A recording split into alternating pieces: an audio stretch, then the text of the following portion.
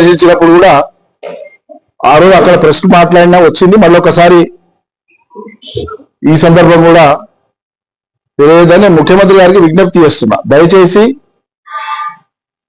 ఉన్నత విద్యా సంస్థలు వాటి అభివృద్ధికి సహకరించండి తప్ప ప్రత్యామ్నాయ మార్గాలు ఉన్నా సరే అవి వదిలేసి కక్షకు మొండిగా మేము తలపెట్టినటువంటి ఆ యంగ్ ఇండియా స్కూల్ అనేటువంటి దాన్ని తెచ్చి మెడికల్ కాలేజ్ క్యాంపస్లే పెడతామనేటువంటి మూర్ఖత్వానికి పాల్పడవద్దని చెప్పి కోరుతా ఉంది. బాగాంత కట్టండి యంగ్ ఇండియా స్కూల్. నాగవరం కాడ అగ్రికల్చర్ కాలేజ్కి కేటాయించే 30 ఎకరాలు ఉంది. అది అగ్రికల్చర్ వాళ్ళు మాకు వద్దన్నారు. అక్కడ కొంత పోర్షన్ తీసుకొని ఎంత పోర్షన్ అవసరం అంత ఆడ తీసుకొని కట్టండి. లేకపోతే ఖాసిం నగర్ పాటకు చంద్రగుట్ట ఉంది, కంప్లీట్ ఓపెన్ ల్యాండ్, అది గవర్నమెంట్ ల్యాండ్. ఇంకా మీరు అన్వేషిస్తే ప్రభుత్వ వ్యక్తులకు సంబంధించిన పట్టా భూమి అనేటువంటిది పలుమార్లు కోర్టులలో డిసైడ్ అయిపోయింది. దాని మీద వాదించడానికి కూడా ఏం మిగలలే. అది కానూన్ పరంగా నాకు తెలుసు కాబట్టి యజమానులతో మాట్లాడి ఏనాటికైనా సంతగా ఉండాలంటే వాళ్ళని ఒప్పియాలి. గతంలో నేను వాళ్ళకి వకీల్ను 35 ఏళ్ల కింద. ఆ సాఫ్ట్ కార్నర్తో వాళ్ళకి విషయాలు ఎక్స్ప్లెయిన్ చేస్తే ఆనాడు ఒక కమిటీ వేసి కలెక్టర్ ఆధ్వర్యంలో municipal commissioner, RDO, joint collector, municipal పాలకవర్గం యొక్క రిప్రజెంటేషన్ మీద వాళ్ళు ఫైల్ తయారు చేసి ఏం చేద్దామని ఆలోచన చేసి ఓనర్లను పిలిపించి మాట్లాడి ఒప్పించి సూచన చేసిన నేను. ఇస్తే మంచిది, ప్రజలకు ఉపయోగపడుతుంది, మిగతాది మీది మీకు ఉంటుంది అంటే వాళ్ళు అలా అంగీకరించారు. ఆల్టర్నేట్ ల్యాండ్ ఆయన ఇవ్వండి సార్, ఇప్పుడు మేము విలువైన భూమి ఇస్తున్నాం, కనీసం అదే సమానమైనటువంటి అంత విలువైనది కాకపోయినా వ్యవసాయానికి మనకి వచ్చేది మాకు చుట్టుపక్కల ల్యాండ్ అని ఇవ్వండి అని వాళ్ళు కోరింది కూడా ధర్మం. చట్టంలో కూడా ఆమోదించాల్సినటువంటి అంశమే అది, కష్టం ఉండేదే కాదు. అంగీకరించిండు. ప్రాసెస్ ఏంటంటే డిసైడ్ చేసిండు, రైతు గారికి డైరెక్షన్ ఇచ్చిండు, వీళ్ళు పోయిండు గిఫ్ట్ డీడ్ చేయమన్నారు. ప్రభుత్వానికి గిఫ్ట్ డీడ్ చేయాలంటే కింది లెవెల్లో తహసీల్దార్ పేరు మీద గిఫ్ట్ డీడ్ కూడా అయిపోయింది. సమస్య అయిపోయింది.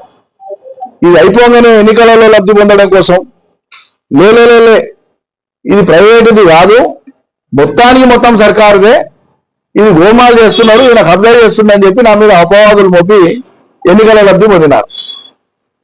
అందుకే నేను ఒకసారి 2 సార్లు కొంత పరుషంగా చెప్పాల్సి వచ్చింది. నైతికమైన పుట్టిన వాడు ఎవరైనా సరే, వాడు ఏ హోదాలో ఉన్నవాడైనా సరే, ఈ సర్కారు భూమి అయితే పోయి అధికారులను దొరుకుని పోయి సర్కారు భూమి అని బోర్డు పెట్టు, అది చేత కాకపోతే క్షమాపణ చెప్పురా విధవా అని చెప్పినాం. వాడు ఏ విధవనన్నా కానీ నేను 2వ సారి వాడుతున్నా. ఇప్పుడు నా ఇష్టం ఉన్నట్లు ఎవరి మీద అంటే వాడి మీద అపవాదులు వేస్తా, నన్ను ఎవరు అనకుండా ఉంటే ఊరుకుంటామా?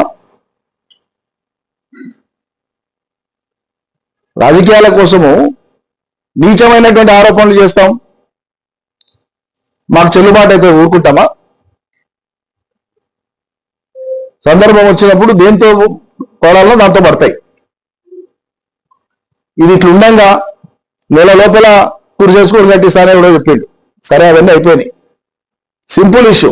హైకోర్టు ఏం చేసింది, మీరు ఇస్తాన్న భూమి వాళ్ళకి యజమానులకు ఇవ్వలేదు కాబట్టి యజమానులు ప్రభుత్వానికి ఇచ్చినటువంటి గిఫ్ట్ కూడా చెల్లదని కొట్టేసింది హైకోర్టు. ఇప్పుడు గాలిలో ఉంది సంత. మొత్తం కాపాడుతామన్న వాళ్ళు, మొత్తం సర్కారుది అని చెప్పిన వాళ్ళు ఉన్నది కూడా కొట్టారు. నేను మొదటి నుంచి మొత్తుకుంటానే ఉన్నా ఇదే జరుగుతుంది రా నాయన. అబద్ధాలతోనే కొద్ది రోజులు మోసం చేస్తా ప్రజల్ని, శాశ్వతంగా మోసం చేస్తారా? నేను అందుకే చెప్పిన సర్కారు మీదే, మీరే ఎమ్మెల్యేలు, మీరే మంత్రులు, మీరే ప్రభుత్వం, మీరే అధికారులు, మొత్తం మీరే పయనించి కిందికి. మరి సర్కారు అయినప్పుడు మీరు గతంలో మీరు మాట్లాడే మాట అనేది గుర్తు చేస్తుంది. అయినప్పుడు మీరు శాతగానోళ్ళ రండాలా, మీకు తెలియలేదా, అసమర్థులా? మరి ఎందుకు చేస్తలేరా పని? 42.5 ఏళ్ళు ఎందుకైంది? దానికి ఇప్పుడు లోపలింట్లో వాళ్ళు చేసినటువంటి పైరవిని నేను ఎత్తిగట్టి చూపించిన మొన్న. నాకున్న సమాచారం మేరకు ప్రభుత్వాన్ని కూడా బురిడి కొట్టించి